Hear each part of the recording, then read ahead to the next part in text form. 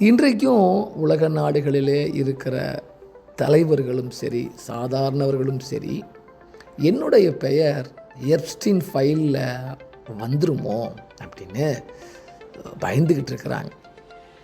என் பெயர் எப்ஸ்டீன் ஃபைலில் வந்துருச்சுன்னா என்ன பண்ணுறது அப்படின்னு ஒவ்வொரு ரிலீஸையும் அவங்க ரொம்ப கூர் நோக்கி கவனிச்சிட்ருக்கிறாங்க. அப்படின்னா என்ன, ஒரு திக் அனுபவம் தான். இதை விட ஒரு மோசமான பயங்கரமான ஒரு அனுபவம் வரப்போகுது.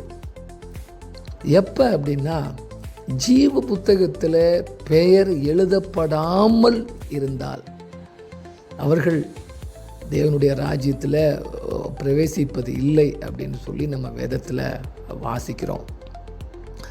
ஜீவ புத்தகத்தில் நம்மளுடைய பெயர் இல்லை என்றால் நமக்கு ஆண்டவர் அருளி செய்ய போகிற நித்திய வாழ்வு என்பது இல்லை.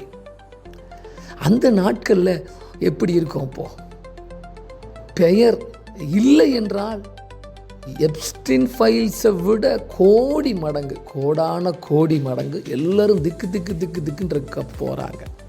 ஸோ இதிலிருந்து விடுதலையாவது ரொம்ப ஈஸி. இப்பொழுதே இயேசு கிறிஸ்துவை சொந்த இரட்சகராக ஏற்றுக்கொண்டு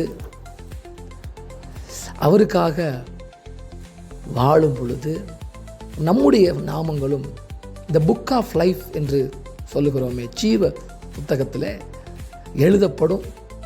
அதன் மூலமாய் நமக்கும் நித்திய வாழ்வு தரப்படும். திக்கு அனுபவங்கள் 100க்கு 200% இல்லாமல் போகும்.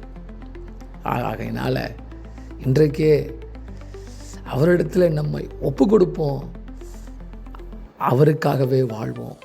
God bless you.